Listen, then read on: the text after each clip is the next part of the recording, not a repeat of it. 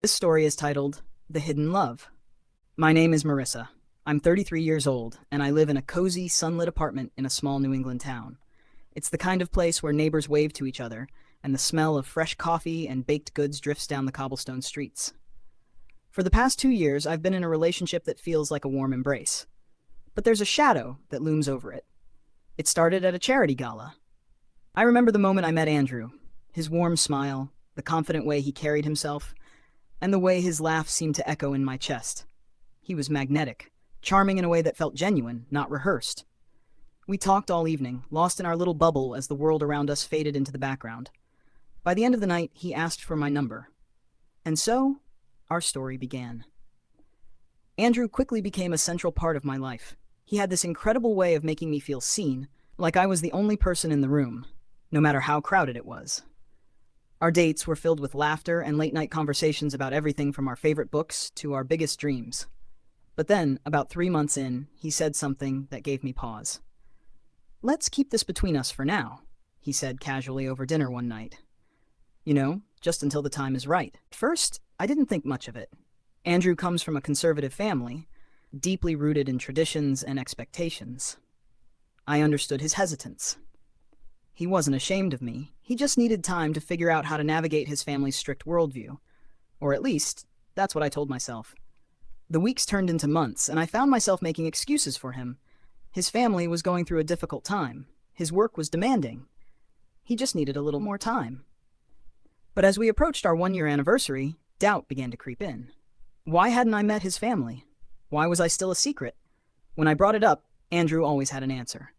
"Marissa, I love you," he would say, his voice steady and reassuring. "This doesn't change how I feel about you. You're the most important person in my life. I just need to protect us for now." And for a while, I believed him. Until one evening, when something happened that made me question everything. We were out for dinner at a small, candle-lit bistro. The kind of place where couples leaned in close, their whispers barely audible over the soft hum of jazz music. Andrew had just ordered a bottle of wine when he suddenly tensed. I followed his gaze and saw a woman walking toward us. She was elegant, with an air of confidence that made the room seem smaller. She smiled at Andrew, her expression warm and familiar. "Andrew," she said, her voice light and teasing. "I didn't expect to see you here." Andrew stood abruptly, his chair scraping against the floor. "Claire," he said, his tone clipped. "This is my friend, Marissa. Friend." The word hit me like a slap. Claire's eyes flicked to me, her smile faltering. "Oh," she said, clearly confused. "Nice to meet you, Marissa." The rest of the evening was a blur. Claire left soon after, but the damage was done. I couldn't shake the feeling of being dismissed, of being something less than what I thought I was to Andrew. When we got back to his apartment, I finally confronted him. "Why did you call me your friend?" I demanded, my voice trembling. "Marissa, I didn't mean it like that," he said, his hands raised in a gesture of surrender. I wasn't expecting to see her, and I panicked." "Panicked about what?" I shot back. "Are you embarrassed by me? Is that it?" "No, of course not," he said quickly. "It's just complicated." Complicated. The word hung in the air like a heavy fog. I wanted to believe him. I wanted to believe that he was just trying to protect me, to shield me from the judgment of his family. But deep down, I knew there was more to the story. I started paying closer attention, noticing little things I'd ignored before. The way he would change the subject whenever I asked about his family. The way he avoided taking photos with me, always insisting that he wasn't a picture person. The way he never let me tag him in anything on social media. One night, as we sat on his couch watching a movie, I couldn't hold it in any longer. "Andrew," I said, pausing the film, "I need to know the truth. Why are you keeping me a secret?" He sighed, running a hand through his hair. "Marissa, it's not like that," he said. "You mean everything to me. I'm just trying to figure out how to handle this with my family. They're not the easiest people to deal with." "But it's been 2 years," I said, my voice breaking. "Don't you think I deserve clarity? Don't you think I deserve to be a part of your life? All of it?" He reached for my hand, his eyes pleading. "Marissa, please," he said. "Just give me a little more time." And against my better judgment, I did.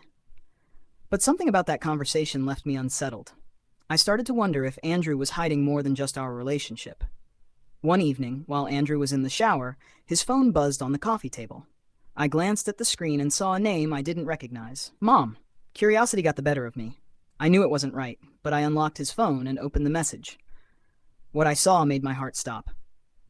Looking forward to meeting your girlfriend at dinner next weekend. Hope she's as wonderful as you say she is. Girlfriend? I stared at the message, my mind racing. Was she talking about me? Or was there someone else? I scrolled through their conversation, my hands trembling.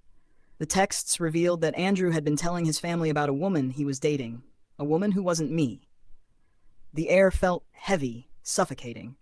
I could hear the water running in the bathroom, oblivious to the storm brewing in the living room.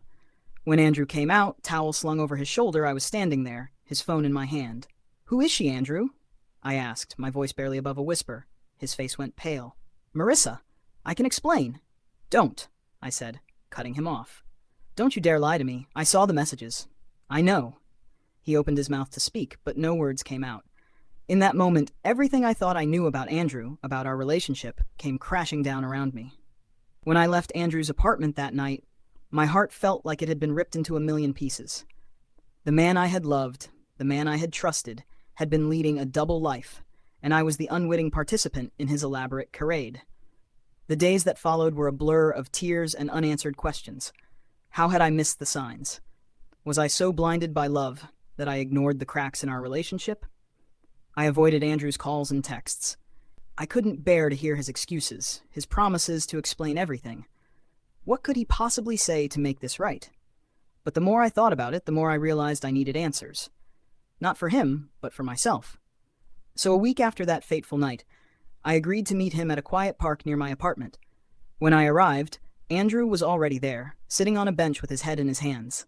He looked up when he saw me, his eyes filled with regret. "Marissa," he began, his voice trembling. "I'm so sorry." I sat down beside him, keeping my distance. "I don't want an apology, Andrew," I said, my tone firm. "I want the truth. Who is she?" He took a deep breath, his shoulders slumping as if the weight of his lies was finally catching up to him. "Her name is Emily," he admitted. "She's someone my parents set me up with. I didn't want to date her, but I felt pressured." "Pressured?" I repeated, incredulous. "So you decided to string both of us along? How is that fair to either of us?" "I never meant for it to go this far," he said, his voice breaking. "When I met you, everything changed. I fell in love with you, Marissa. But I didn't know how to get out of the situation with Emily without disappointing my family." "Disappointing your family," I said, my anger boiling over. "What about me, Andrew? What about the years I've spent loving you, trusting you, believing in us? Was I just some backup plan for when you finally got the courage to stand up to your parents?" "No," he said quickly. "You're not a backup plan. You're everything to me. I was just scared." "Scared of what?" I demanded. "Of being honest? Of doing the right thing?" He didn't have an answer. For a long time we sat in silence, the weight of everything unsaid hanging heavy in the air.